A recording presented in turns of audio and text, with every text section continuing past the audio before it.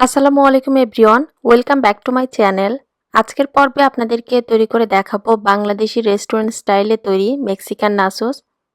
আসলে মেক্সিকান এই নাচোসটা ঘরে তৈরি করাটা কিন্তু খুবই সহজ, কারণ একবার যদি আপনারা ঘরে তৈরি করেন তাহলে আসলে বুঝতে পারবেন যে এটা কতটা সহজে তৈরি করা যায়, আর খেতে কিন্তু খুবই মজার হয়ে থাকে। রেস্টুরেন্টের স্বাদে ঘরে মেক্সিকান এই নাচোসটা তৈরি করার জন্য এখানে প্রত্যেকটা স্টেপ আমি খুব সহজভাবে আপনাদেরকে দেখিয়েছি। তো আশা করছি বরাবরের মতো আজকের রেসিপিটা আপনাদের কাছে ভালো লাগবে। আর রেসিপিটি যদি ভালো লাগে তাহলে প্লিজ ভিডিওটি আপনারা আপনাদের ফ্রেন্ডস অ্যান্ড ফ্যামিলির সঙ্গে শেয়ার করতে ভুলবেন না। সেই সঙ্গে রেসিপিতে একটা লাইক দিতেও ভুলবেন না। তো মেক্সিকান এই নাচোসটা তৈরি করে নেওয়ার জন্য প্রথমে একটা ডো মেখে নিতে হবে। আর ডোটা মেখে নেওয়ার জন্য দিয়ে দিচ্ছি 1.5 কাপ ময়দা। ময়দার পরিবর্তে আপনি চাইলে কিন্তু এখানে আটাও দিতে পারবেন। তারপর দিয়ে দিচ্ছি স্বাদ মতো কিছুটা লবণ। লবণটা দিয়ে দেওয়ার পর শুকনো উপকরণগুলোকে একটু মিশিয়ে নিচ্ছি। তারপর দিয়ে দিচ্ছি 1.5 কাপ ময়দার জন্য এখানে 1.5 টেবিল চামচ তেল।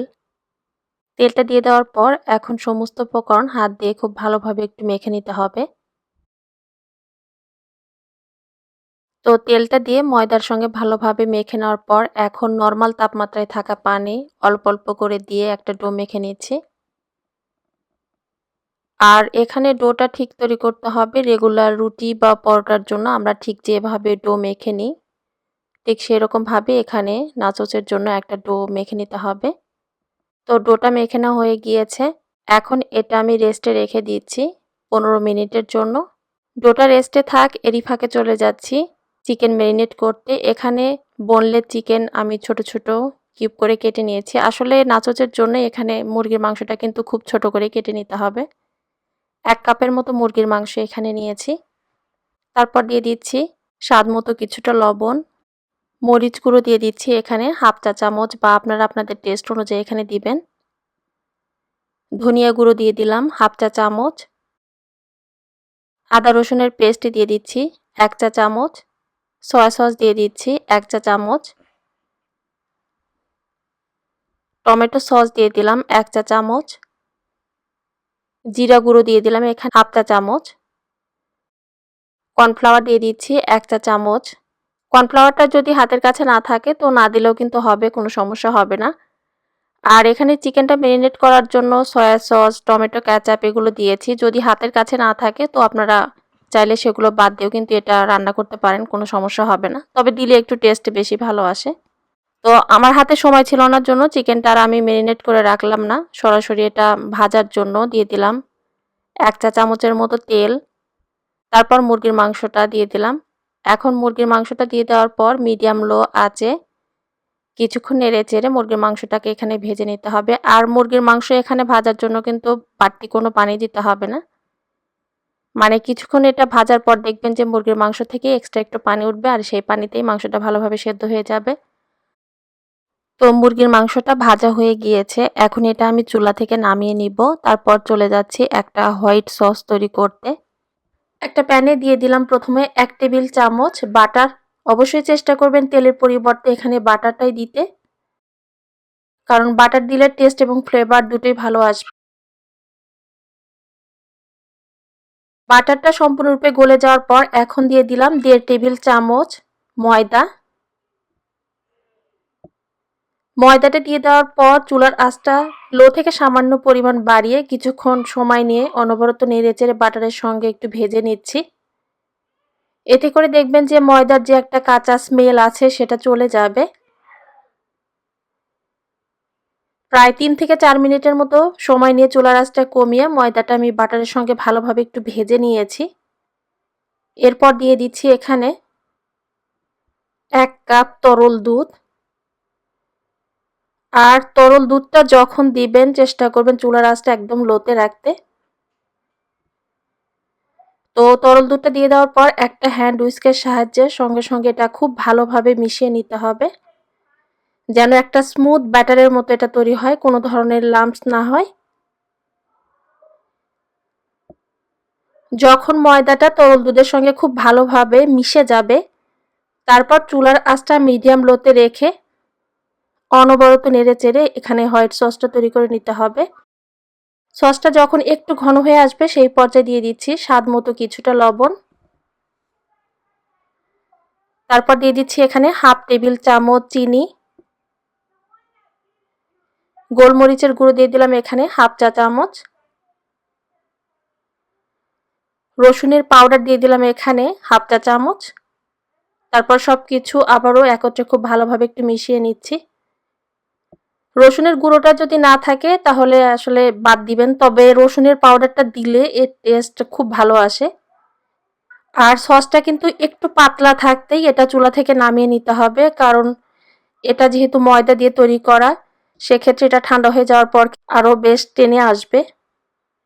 হোয়াইট সস তৈরি করতে কিন্তু এখানে অবশ্যই চিজ দিতে ভুলবেন না, তবে আমি এটা দিতে ভুলে গিয়েছি, মানে দেখাতে ভুলে গিয়েছি। তো যাই হোক, এখানে সসটা তৈরি হয়ে গিয়েছে, এটা আমি চুলা থেকে নামিয়ে সাইডে রেখে দিলাম। তারপর যে ডোটা রেখেছিলাম সেই ডোটা এখন হাত দিয়ে আরও একবার ভালোভাবে মথে নিয়ে ছোট ছোট লেচি কেটে নিব।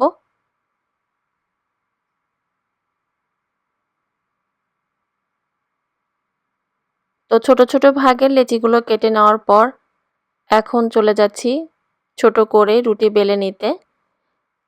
মানে এখানে সরাসরি রুটিটা যদি পাতলা করে বেলে আপনারা চাইলে কিন্তু সেইভাবেও মানে চিপসটা ভেজে নিতে পারেন, তবে সরাসরি এভাবে পাতলা রুটি বেলে সেটা দিয়ে চিপস ভাজলে খেতে খুব বেশি ভালো লাগে না।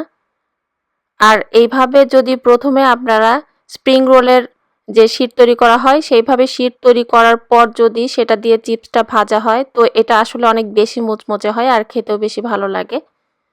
তো ছোট করে দুটো রুটি বেলে নেওয়ার পর একটা রুটির ওপর সামান্য পরিমাণ তেল দিয়ে তার ওপরে ময়দা দিয়ে আরও একটা রুটি এর উপর বসিয়ে দিয়ে হাত দিয়ে চেপে চেপে এটা একটু সেট করে নিয়ে তারপর সামান্য পরিমাণ ময়দা দিয়ে পাতলা করে এখানে রুটি বেলে নিতে হবে। মানে স্প্রিং রোলের শীট আমরা ঠিক যেভাবে তৈরি করি আসলে সেভাবে এটা তৈরি করতে হবে।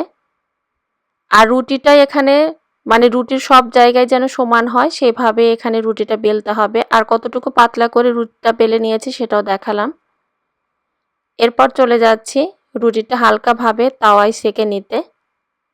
চুলার আঁচটা মিডিয়াম লোতে রেখে এখানে হালকাভাবে রুটির দুটো পাশ একটু সেঁকে নিতে হবে।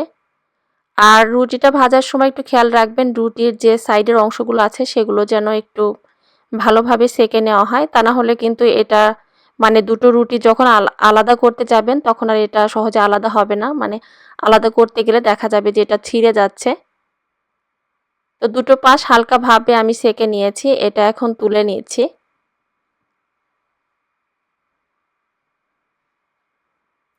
আর রুটিটা কিন্তু গরম থাকতেই একটা রুটি থেকে আর একটা রুটি আলাদা করে নিতে হবে।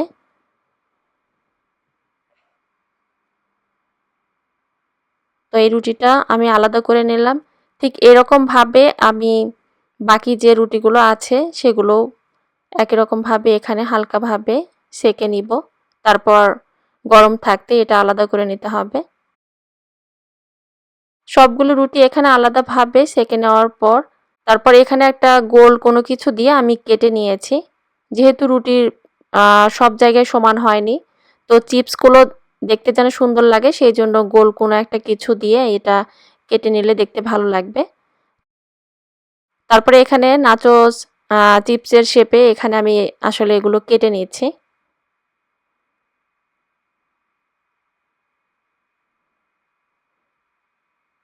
তো রুটিটা এখানে কেটে নেওয়ার পর এখন চলে যাচ্ছি ডুবো তেলে ভেজে নিতে। তেলটা যখন একটু গরম হয়ে যাবে সেই পর্যায়ে কিন্তু একটা একটা করে চিপসগুলো তেলে দিতে হবে। তারপর ডুবো তেলে এগুলো রুটির দুটো পাশ গোল্ডেন কালার করে ভেজে নিতে হবে।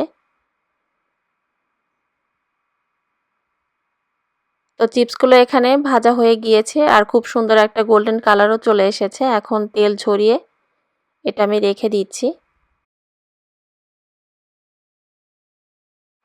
বাকি যে চিপসগুলো আছে সেগুলো আমি এখানে একই রকমভাবে ভেজে নিয়েছি আর খুব সুন্দর একটা কালারও কিন্তু চলে এসেছে।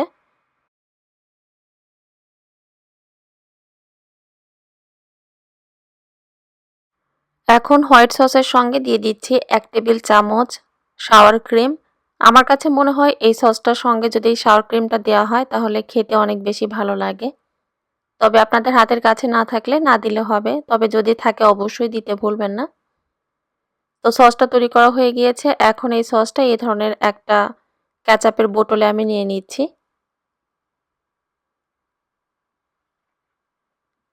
সসটা নিয়ে নেওয়ার পর মুখটা বন্ধ করে দিয়ে দিলাম।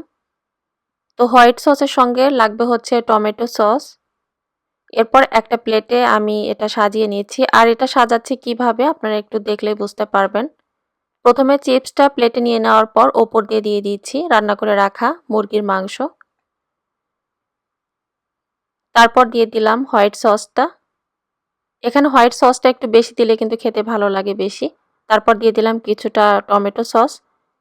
এরপর আরও একটা লেয়ারে দিয়ে দিচ্ছি চিপস। চিপসটা দিয়ে দেওয়ার পর দিয়ে দিলাম মুরগির মাংস ভাজা। তারপর দিয়ে দিলাম টমেটো সস। এরপর দিয়ে দিয়েছি হোয়াইট সস। এখানে একই রকম ভাবে আমি লেয়ার করে এটা তৈরি করে নিয়েছি। সবশেষে দিয়ে দিলাম মুরগির মাংস। তারপর দিয়ে দিচ্ছি এখানে টমেটো সস। তারপর দিয়ে দিলাম একই রকম ভাবে white sauce. White sauce, tomato sauce কে কেমন খেতে পছন্দ করেন, মানে কতটুকু কার ভালো লাগবে সেই হিসেবে দিয়ে নেবেন।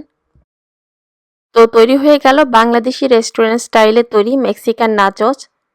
এভাবে বাড়িতে একবারের জন্য হলে আপনারা তৈরি করে খেয়ে দেখবেন, আর এটা তৈরি করার পর আমার কাছে মনে হয় না যে আপনারা রেস্টুরেন্টে যাবেন এটা খেতে।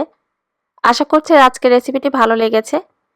তো সবাই ভালো থাকবেন, সুস্থ থাকবেন, আমাদের সবার জন্য দোয়া করবেন। আল্লাহ হাফেজ।